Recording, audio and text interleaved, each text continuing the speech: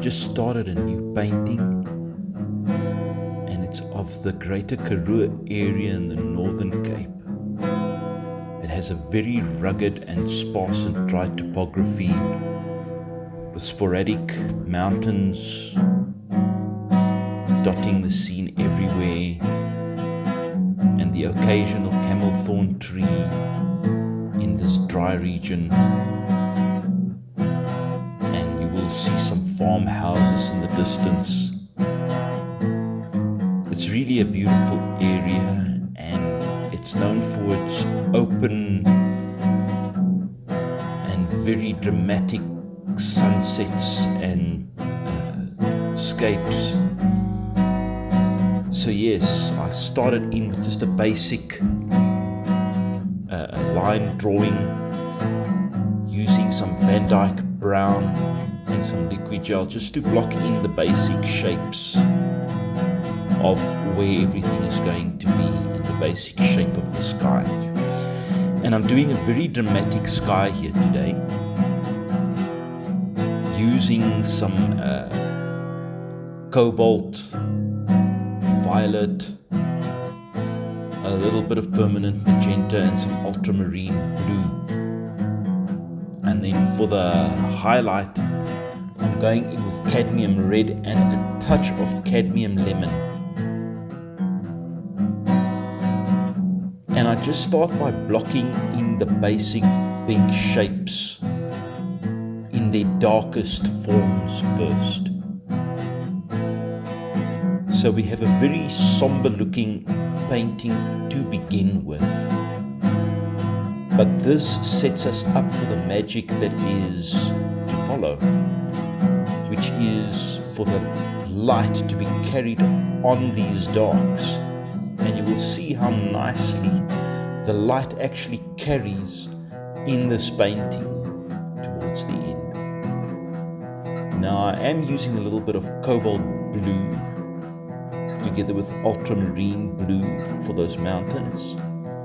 And I'm also bringing in a little bit of Van Dyke brown. And then the mountains that are closer have a bit more of a purplish quality to them. And that is due to the cobalt violet that has got into the same cobalt blue, ultramarine, and Van Dyke brown. And as we come forward, we work from the top down and from the back all the way to the front. So we start off with cooler darks that have a more of a greyish, bluish kind of appearance. And as our scenery comes closer, the appearance of colours like purples and reds are more prevalent in the landscape, and this helps with the atmospheric depth and the overall depth of the painting.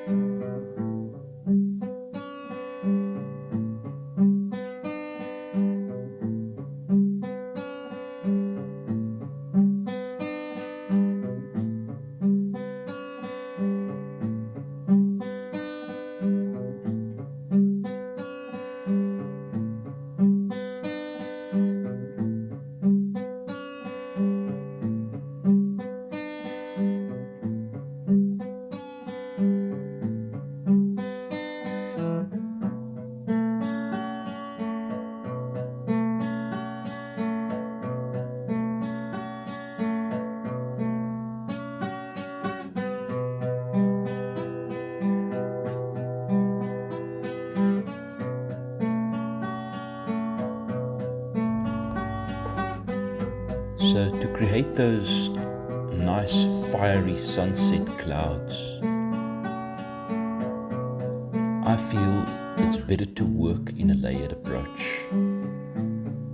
Let the layers that you've done in the blocking phase dry out first, and then you can start coming in a modeling phase and start warming up the colors slowly, and also deepening the darks. Once you've got the paint down, then you can decide how dark and how light. And it's also an opportunity to put thicker, more voluminous paint onto the canvas. And I'm just using a little bit of blue-gray for the lighter areas of the sky, together with a touch of cobalt blue, but very little. And that gives me a nice afternoon sky. So I had to paint over those mountains, but I really had to get that sky in, and I was not too happy with placing of the mountains at that point. So I just painted over them and I redid it, and I'm remodeling those mountains, bringing them in and creating more characteristic dark shapes there. Not too dark though. You do want some softness to your darks, especially when you're looking into the distance. And then looking at the foreground, I blocked that foreground in with some cadmium orange, lemon yellow, and a little bit of raw sienna. And then in certain places I just broke it with a little bit of dark Van Dyke brown and a little bit of cobalt violet. And I just broke it up into bands of color to make it look more interesting.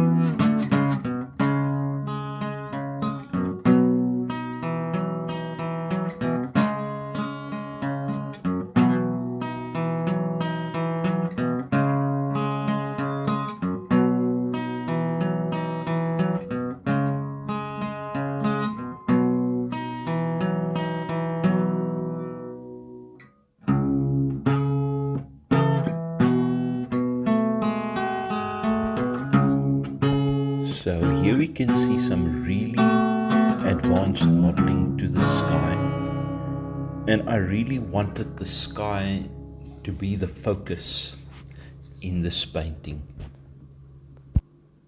and I am slowly working from the darkest to the lightest, building up that light there, and you can see how it's creating the depth and the dimensions in the clouds. I'm keeping the mountains quite somber and in a subdued form. I am just modeling them a little bit here and there just to get some light and dark nuances in there, but those will be subtle, especially in a late afternoon scene like this.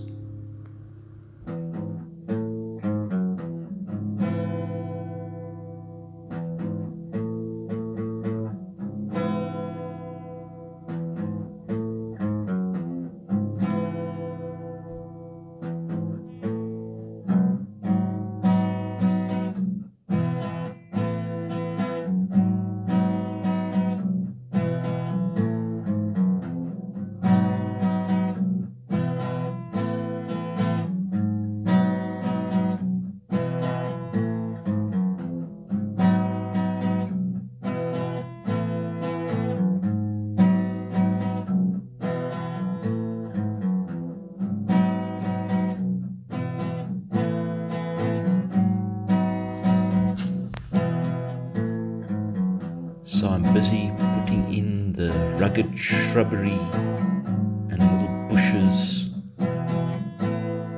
that is all over the place in this part of the world.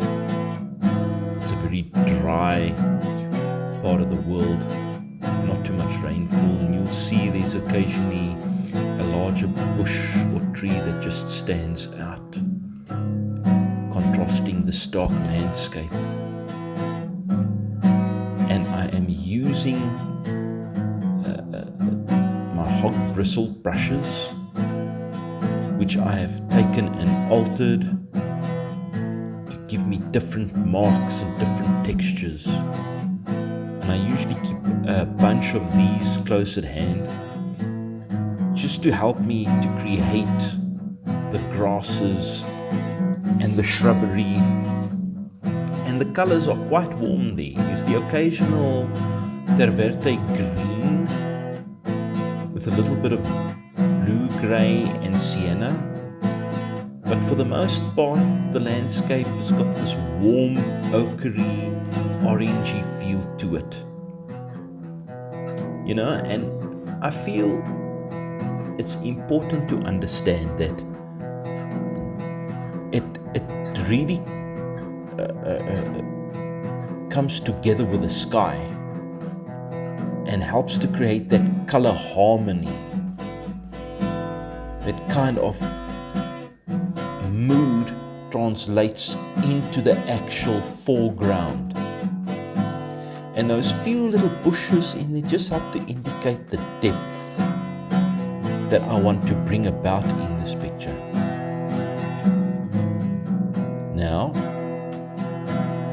I am going to paint in one of those camel thorn trees, and you will see them in these areas, these rugged trees surviving out there in this unforgiving landscape, and they just grow in the most incredible forms and characters.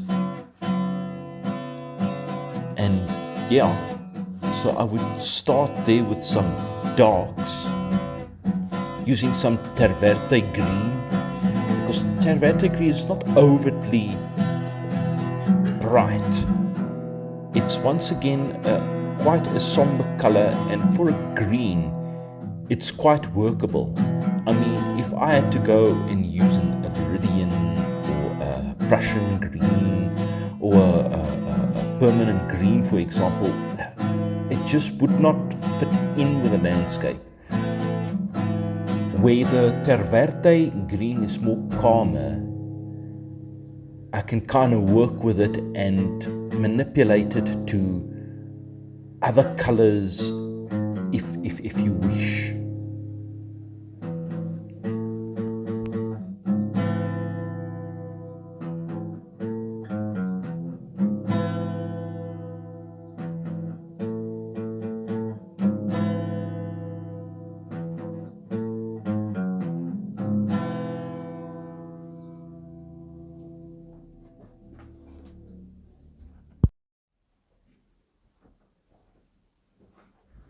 I'm just enriching the sky with a bit of primary magenta and a little bit of violet grey,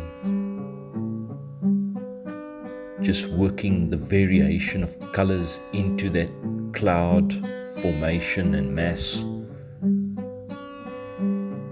And I just love the way it's coming together. It looks like it's almost on fire, and the depth and the perspective is just awe-inspiring. And now I'm starting there using touches of lemon yellow, touch of buff titanium, touch of titanium white, and a little bit of cadmium orange. And that'll help me with these highlights that I'm now putting in. And as you can see, I've gradually built up to this phase. And if the dark is right, it carries the light. And in this painting, we can see just that the actual light is not, it's blending in, and at the same time it's helping with the depth.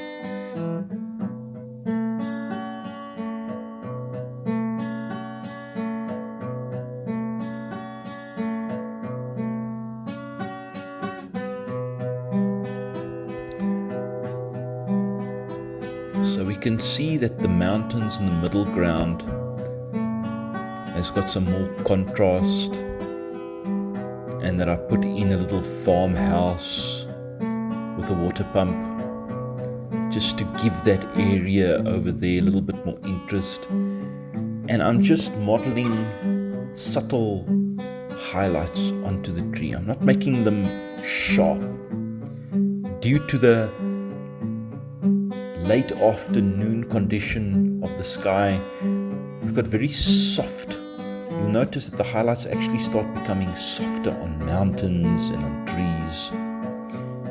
And really they start contrasting more on the sky. That's because of the rays of the sunlight's now angled in such a position that it hits the clouds directly.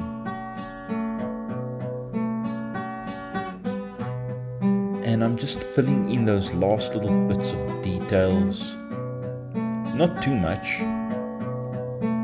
I generally try and create more detail in the foreground, and then as I go more into the distance, there'll be less detail. We do not want the background to carry too heavy on the foreground. Otherwise it looks very confusing and very overwhelming for the audience that you wish to paint for.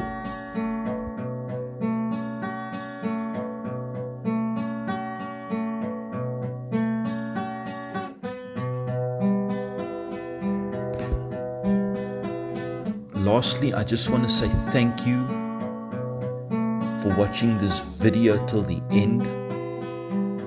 Thank you for your support. Like and subscribe so that I can bring you more videos just like this one. Thank you and have a great day further.